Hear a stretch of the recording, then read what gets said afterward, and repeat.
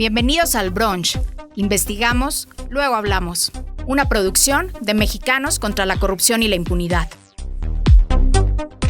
¿No tuviste tiempo de leer las noticias más importantes sobre corrupción e impunidad? No te preocupes, que en este podcast te contamos en pocos minutos todo lo que debes saber para mantenerte en la conversación y estar bien informado. Soy Marina Gómez Robledo, investigadora de Mexicanos contra la Corrupción, y en este nuevo episodio arrancaremos con el entramado entre García Luna, la Casa de Bolsa Vector y Alfonso Romo. Hablaremos de los vínculos entre el Ejército y el Huachicol para la construcción del aeropuerto Felipe Ángeles. Analizaremos el preocupante paquete de reformas que el gobierno acaba de aprobar y que ponen en riesgo nuestra privacidad. Les contaremos perfiles muy alarmantes que ganaron la elección judicial y terminaremos con una muy buena recomendación para que puedan ver este fin de semana. ¿Ya tienes tu café o mimosa listos? Disfrútalo y acompáñanos. Hoy empezamos el brunch con un tema que no es fácil de digerir. Recordemos a Genaro García Luna, el exsecretario de Seguridad en el gobierno de Calderón, acusado de tener lazos con el narco y a quien AMLO señaló como la evidencia de la corrupción del pasado. Sí, le permitió a Genaro García Luna actuar con mucho poder y sí se afectó al país, se dañó al país y desde luego hubieron pérdidas de vidas humanas. Escuchamos a Andrés Manuel López Obrador, expresidente de México. Bueno, pues $47 millones salieron de una empresa ligada a este personaje y terminaron en la Casa de Bolsa Vector, propiedad de Alfonso Romo, ex jefe de la oficina de la presidencia durante el gobierno de López Obrador. Vector, junto con otras dos instituciones financieras mexicanas, han sido acusadas por el Departamento del Tesoro de Estados Unidos de colaborar con el cártel de Sinaloa. En fin, la ironía o descaro de denunciar a personajes corruptos que al final tienen relación con personas de tu gabinete. Y lo peor de todo es que tanto la presidenta Claudia Sheinbaum como la Secretaría de Hacienda negaron tener información sobre estas irregularidades. Sin embargo, hay pruebas de que la Unidad de Inteligencia Financiera conocía de estas transferencias desde el 2024. El tema es la información. Nosotros no vamos a proteger a nadie, nunca. Y vamos a actuar siempre en el marco de la ley. No es un asunto de si proteges a alguien, si hay impunidad. El asunto es qué información te envían para que tú puedas, desde el gobierno mexicano, desde la UIF, desde la Secretaría de Hacienda, o incluso frente a una demanda en la propia Fiscalía, una denuncia en la propia Fiscalía, con qué información cuentas para poder abrir una investigación. Escuchamos a Claudia Sheinbaum, presidenta de México. Para analizar este entramado financiero, político y legal, nos acompaña Iván Alamillo, periodista de Mexicanos contra la Corrupción y la Impunidad. Te escuchamos, Iván.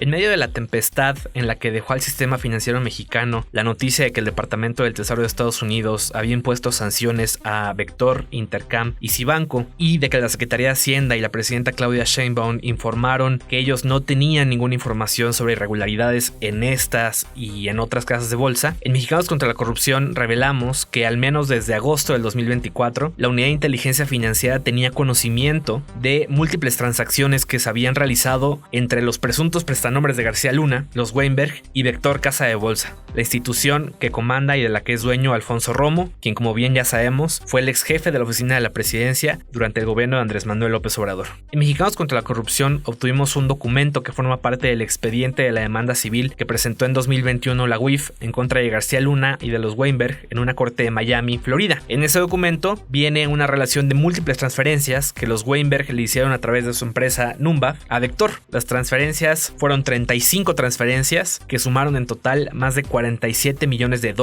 que se depositaron directamente a las cuentas de Vector en Citibank. Esto demuestra que el gobierno mexicano sí tenía conocimiento de transacciones realizadas entre personajes vinculados a García Luna con Vector, de Alfonso Romo. Sin embargo, estas operaciones son distintas a lo que ya conoció el Departamento del Tesoro el pasado miércoles 25 de junio. Recordemos que el Departamento del Tesoro señaló que García Luna, a través de una empresa suya, había recibido recibido sobornos por más de $40 millones a través de Vector. El caso que dimos a conocer en Mexicanos contra la Corrupción demuestra que ya son 2 casos los que vinculan a García Luna con Vector. Las transferencias que los prestanombres de García Luna le hicieron a Vector se realizaron desde la cuenta de Numbav Inc., que es la empresa que los Weinberg utilizaron durante varios años para desviar fondos del erario mexicano y después transferirlos a Miami, en donde García Luna y su esposa compraban coches de lujo y departamentos de lujo. El gobierno mexicano incluso le pidió a los Weinberg que justificaran las transferencias que le hicieron a Vector. Le pidieron documentación e incluso cualquier tipo de comunicación que hayan tenido con Vector que permitieran justificar y darle alguna razón a estas transferencias. Sin embargo, los Weinberg le dijeron a la UIF que ellos no tenían ningún tipo de documentación que pudiera justificarlas, y incluso dijeron que Numbav, que era empresa de ellos mismos, podía tener esta documentación. Sin embargo, en los expedientes de la demanda civil no hay registros de que Numbav haya justificado las 35 transferencias que le hicieron a Vector entre 2015 y 2016. Gracias, Iván. No cabe duda de que mientras el gobierno insiste en que el combate a la corrupción es una de sus principales banderas, los hechos apuntan en otra dirección. Pero estas contradicciones no paran. Mientras el gobierno federal presumía su gran obra, el Aeropuerto Internacional Felipe Ángeles, bajo el lema de eficiencia y cero corrupción, que se trata de una gran obra que tiene 3 elementos que la distinguen. Primero, la calidad de la obra. Segundo, el tiempo de construcción. Y tercero, el costo, porque no hay corrupción. Resulta que la Secretaría de la Defensa Nacional estaba firmando contratos millonarios con Ecocarburante SADCB, una empresa vinculada nada menos que a una red de huachicol manejada por el hermano del exalcalde de Teuchitlán, que hoy está preso por crímenes en el Rancho Izaguirre, el campo de exterminio y centro de reclutamiento forzado de Jalisco. Suena fuerte, ¿verdad? Sí, pero apenas es la punta del iceberg, porque hasta Pemex está involucrado. Para contarnos todos los detalles, hoy nos acompaña Vanessa Cisneros, periodista de Mexicanos contra la Corrupción y la Impunidad.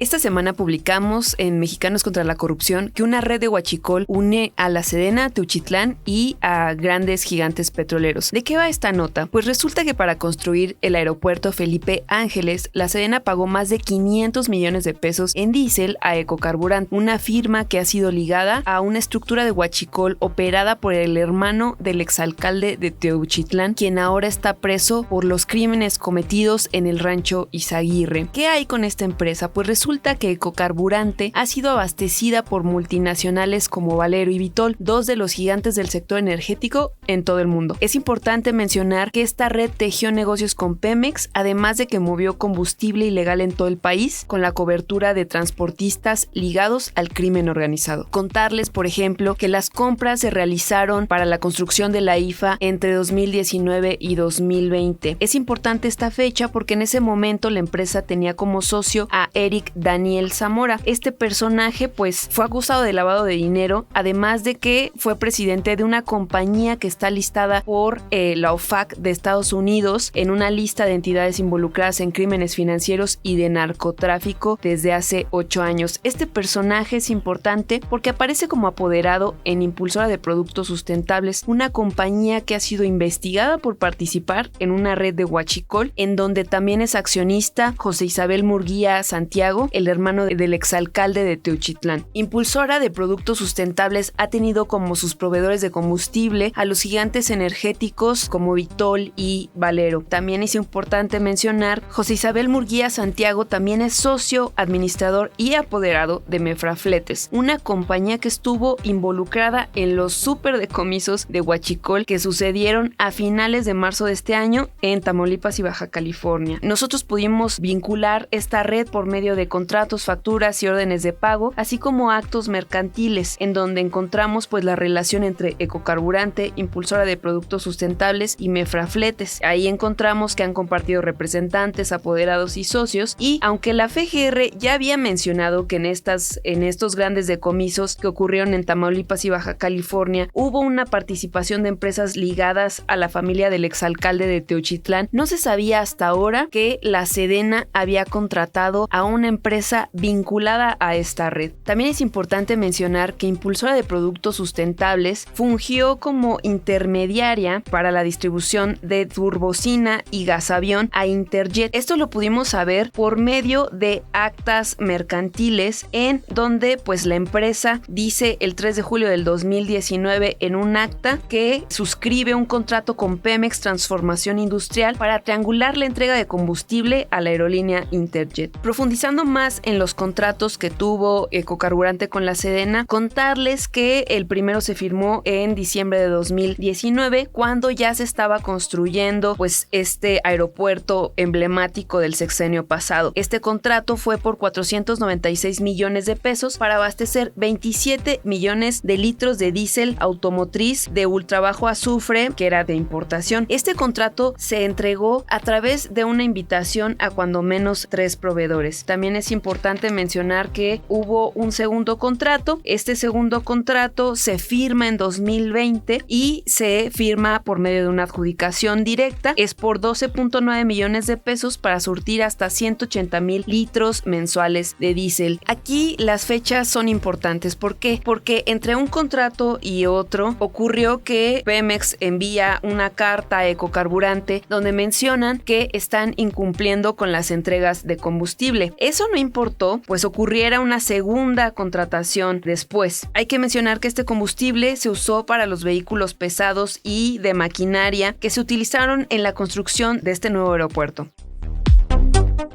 Gracias por todos estos detalles, Vanessa. Pues el pasado miércoles 1 de julio, la Sedena publicó en su cuenta de X que el contrato con Ecocarburante para abastecer diésel en las obras del AIFA fue con apego a la ley. Sin embargo, no respondió a los vínculos que la citada contratista ha tenido con empresas y personajes vinculados con el huachicol.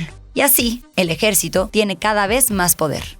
Recordemos que López Obrador nos prometió que los regresaría a sus cuarteles, pero no solo no ocurrió esto, sino que les asignó muchas más tareas de índole civil, otorgándoles mucho más presupuesto y haciendo oído sordo a las advertencias que colectivos, especialistas y organizaciones alertaron y siguen alertando sobre el riesgo que un país militarizado conlleva a nuestros derechos humanos. Uno creería que ahora sí esto de asignarle más atribuciones al ejército pararía, pero no. El Congreso acaba de aprobar una serie de reformas enviadas por la presidenta para determinar que la Guardia Nacional dependa de la Sedena bajo un mando militar y a cargo de tareas de seguridad pública. ¿Por qué debe preocuparnos esto? Cristina Reyes, directora de Litigio Estratégico en México Unido contra la Delincuencia, nos comenta.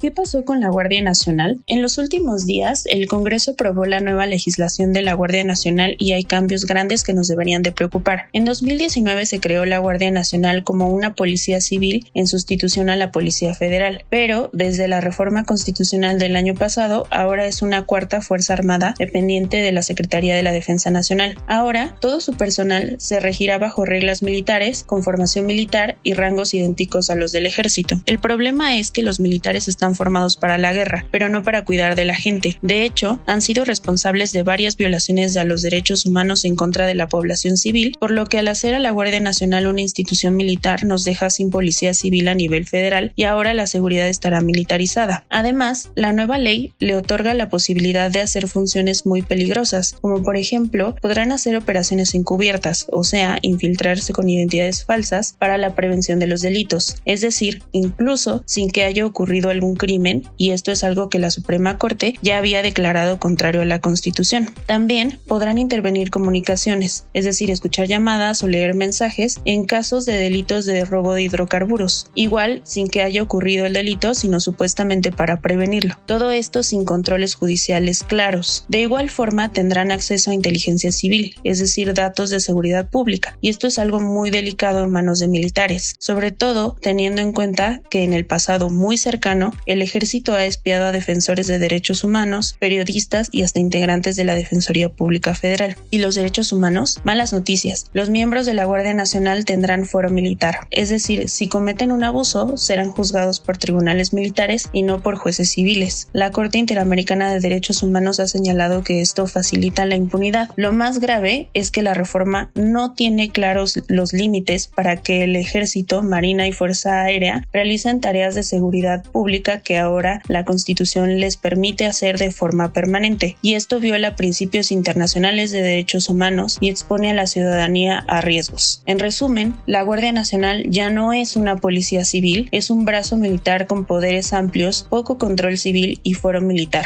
Preocupa que esto normalice la militarización, reduzca la transparencia y ponga en riesgo nuestros derechos. Lo peor, todo esto se aprobó de manera express y sin discusión amplia y con vacíos enormes. Gracias, Cristina, por esta explicación. Creo importante señalar que además, en estos años que lleva operando la Guardia Nacional, expertos han avisado que los resultados en materia de seguridad han sido mínimos y cada vez salen a la luz más denuncias sobre violaciones a derechos humanos perpetrados por esta corporación. Déjenme decirles que esta no fue la única reforma aprobada por el Congreso en estos días y que resulta preocupante. El Congreso también aprobó un paquete que abre la puerta a un sistema de vigilancia masiva, sin controles, sin transparencia y sin garantías de protección a nuestros datos personales bajo el pretexto de mayor seguridad. Ahora, cada paso que des, cada llamada que hagas, cada cita médica, transacción bancaria o viaje en carretera dejará un rastro accesible para el gobierno sin que te enteres. La clave de todo esto está en la nueva CURP biométrica, que será obligatoria para acceder a casi cualquier servicio público o privado. Y a eso se suman leyes que ordenan interconectar bases de datos públicas y privadas, dar acceso total a autoridades civiles y militares y permitir que te vigilen sin ninguna orden judicial. Para explicarnos los riesgos reales que estas reformas representan para nuestra privacidad y libertad, nos acompaña José Flores, director de la Red en Defensa de los Derechos Digitales. Te escuchamos, José.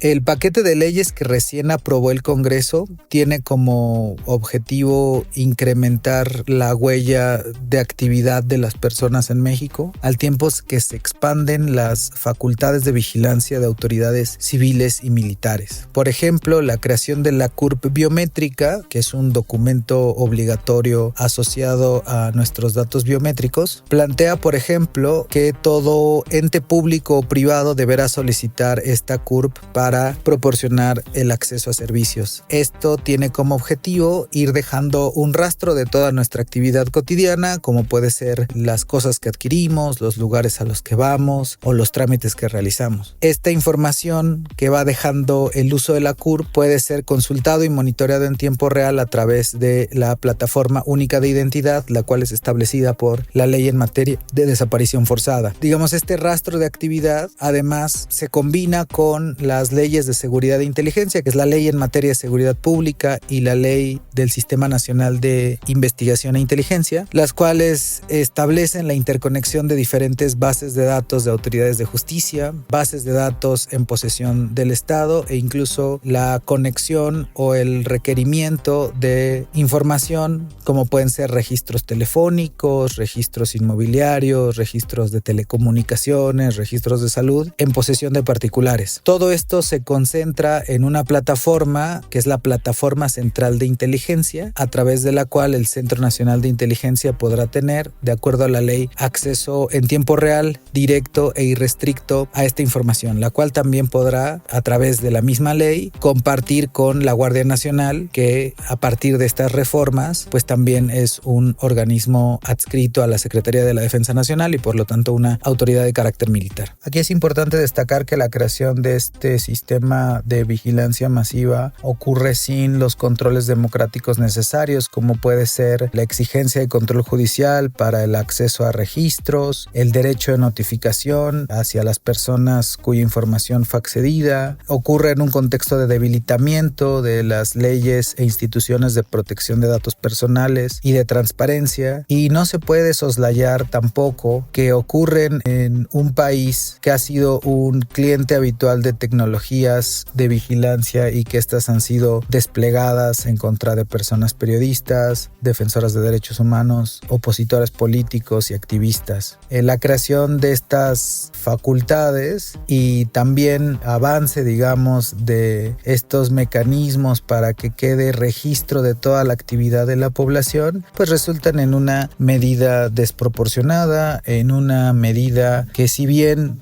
intenta perseguir un fin legítimo, como puede ser el combate a la delincuencia o la búsqueda de personas desaparecidas, termina al final sostenida únicamente en la promesa de que no será abusado sin que existan mecanismos efectivos, ya sea para prevenir, detectar o sancionar abusos. Y el historial del gobierno mexicano, de los diferentes partidos políticos, incluyendo el actual régimen en el poder, pues levantan dudas sobre los potenciales abusos de estas amplísimas facultades.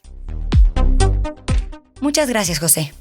En el brunch, seguimos sin soltar el tema de la elección judicial del pasado 1 de junio, pues aunque fue presentada como un ejercicio histórico de participación ciudadana, detrás del discurso oficial surgieron alertas preocupantes como candidatos con un pasado bastante cuestionable.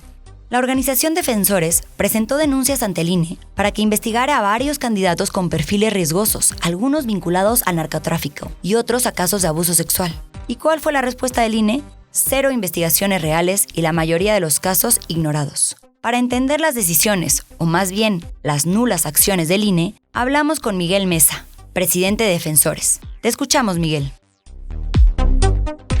En Defensores presentamos una denuncia para iniciar un procedimiento especial sancionador en el INE para que investigara a varios candidatos riesgosos en la elección judicial porque estaban relacionados con casos de narcotráfico, con una secta al interior de la Luz del Mundo y con casos de abuso sexual, acoso en contra de mujeres e incluso un intento de feminicidio. En primer lugar, el INE decidió no abrir ninguna investigación por este caso, pero reculó una vez que el Senado de la República y la presidenta reconocieron que efectivamente se habían filtrado algunos perfiles riesgosos en la elección judicial. A partir de esto, el INE abrió una herramienta específica para que los ciudadanos presentaran información sobre candidatos riesgosos y se comprometió a revisarla una vez que pasara la elección. Nosotros presentamos información de 26 candidatos altamente riesgosos, pero aún así las autoridades electorales no los revisaron. No revisaron, por ejemplo, el caso de 2 juezas que ganaron en Jalisco, que pertenecen no solo a la Luz del Mundo, sino a la secta político-criminal que está conformada por la Cúpula, cuyo líder es Nazón Joaquín García, que está encarcelado en Estados Unidos, sentenciado a 16 años de prisión por abuso sexual de menores de edad. El INE, antes de entregarle los triunfos a los candidatos, solo impidió que ganaran algunos de ellos, pero porque no contaban con el promedio requerido por la Constitución para ser juez o magistrado, el promedio en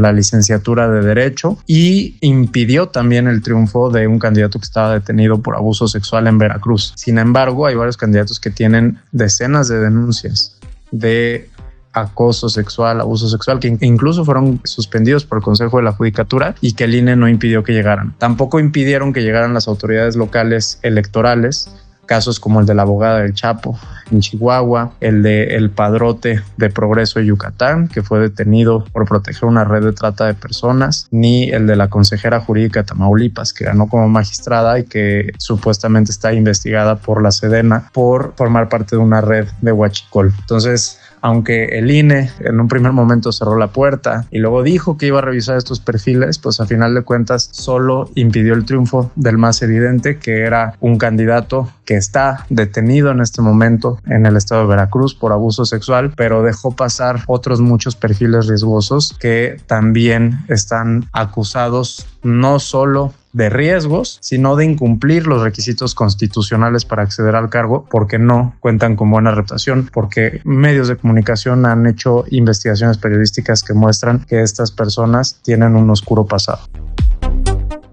Como menciona Miguel, y a quien agradecemos su participación en este podcast, hay perfiles muy riesgosos que ahora serán nuestros jueces, entre ellos los de las 2 juezas que resultaron electas en Jalisco y que pertenecen a la Iglesia Evangélica La Luz del Mundo, cuyo líder, Nazón Joaquín, ha sido condenado por abuso sexual infantil, posesión de pornografía infantil y trata de personas. Pero ¿cómo llegaron hasta ahí estas personas? ¿Cómo puede ser que fueran candidatas? Para ayudarnos a entender esta historia, nos acompaña Juan Carlos Romero Puga, periodista y autor del libro Los voceros del fin del mundo. Desde 1997, un grupo de comunicadores hemos seguido y documentado los abusos cometidos primero por Samuel Joaquín Flores, líder de la Iglesia de la Luz del Mundo, y más tarde por su hijo Nazón Joaquín García, quien purga una condena en Estados Unidos por diversos cargos de agresión sexual, incluidos menores y pornografía infantil. En esta historia hay un patrón, una iglesia cuyo liderazgo ha cometido crímenes sistemáticos que son protegidos por la secrecía interna de la iglesia, pero también por la red de complicidades con el poder tejida con gobiernos antes del PRI, pero ahora del Movimiento Ciudadano y Morena y sus partidos satélite. Hoy ese poder busca controlar el poder judicial. El 1 de junio de 2025, en una elección con un 87% de abstencionismo, 2 mujeres ligadas a la cúpula de la Luz del Mundo ganaron puestos judiciales en Jalisco. Una es hija de un obispo de la iglesia, la otra es hija directamente de quien hoy cuida el lugar de Nazón en la iglesia. Ambas sin experiencia judicial, pero con un objetivo claro: ser el dique que detecte posibles procesos contra los dirigentes de la organización, detener en seco procesos contra la iglesia, además de tener la posibilidad de descongelar cuentas de la asociación religiosa y blindar a sus líderes. Investigaciones muestran que muchos fieles recibieron instrucciones desde prisión para votar por ellas, y esta no es una casualidad. Existen asociaciones civiles que sirven como brazo político de la Iglesia de la Luz del Mundo, y una de ellas logró en 2019 que Morena y el Partido Verde les prestaran el Palacio de Bellas Artes para homenajear a Nazón. Ahora, mediante jueces incondicionales, buscan reescribir la historia. ¿Por qué importa? Porque la impunidad se institucionaliza. La Luz del Mundo actúa como un grupo de control corporativo capaz de ofrecer millones de votos al partido en el poder a cambio de concesiones. Si un grupo puede colocar jueces para proteger a criminales convictos, ¿qué sigue? Nuestro trabajo como periodistas ha sido exponer esto por 26 años. Hoy más que nunca necesitamos que la sociedad exija transparencia de las elecciones judiciales. La justicia no puede ser un acto de fe. Gracias, Carlos. Definitivamente el poder sin límites, y peor aún, en las manos equivocadas, puede tener consecuencias devastadoras. Y para terminar el brunch, queríamos preguntarles si se han cuestionado de dónde vienen las palabras corrupción, moche, mocharse, mordida y la frase el que no tranza no avanza. Porque no es lo mismo transar con S que transar con Z. Para conocer los orígenes de estas palabras, los invitamos a ver la serie documental El que no tranza no avanza, producida por Mexicanos contra la Corrupción y dirigida por Carlos Meléndez. La serie explora en 3 episodios de unos 40 minutos la corrupción desde su inicio, en qué momento México se transformó en un país corrupto, desde el fútbol y su famoso pacto de caballeros, y por último, la corrupción en la seguridad pública desde la mirada del ciudadano y también del propio policía, porque aquí nadie se salva de ser víctima de corrupción. Todo esto mientras se analizan los dichos populares que con mucho ingenio utilizamos los mexicanos. Les prometo que no son episodios aburridos donde se sienta un académico a hablar del tema en una silla por horas. Los escenarios pasan por el Salón Los Ángeles, las canchas de fútbol, las oficinas de policías y hasta dentro de las rejas en una cárcel. La pueden ver en contralacorrupción.mx bajo el nombre del documental El que no tranza, 3 puntitos suspensivos. Si la ven, cuéntenos en los comentarios qué les pareció y cuál fue su episodio favorito. Y ahora sí, con todos estos temas, terminamos por hoy. No olvides compartirlo y seguirnos en todas nuestras redes sociales para mantenerte informado y sumarte al combate contra la corrupción y la impunidad. Gracias por acompañarnos. Nos escuchamos en el siguiente episodio. Hasta el próximo brunch. Esto fue El Brunch. Investigamos, luego hablamos. Producción y dirección, Lucía Vergara. Conducción, Marina Gómez Robledo. Voz, Verónica Ayala. Guión y difusión, Janine Baquerí. Diseño de portada, Paola Calvo. Una producción de Mexicanos contra la Corrupción y la Impunidad.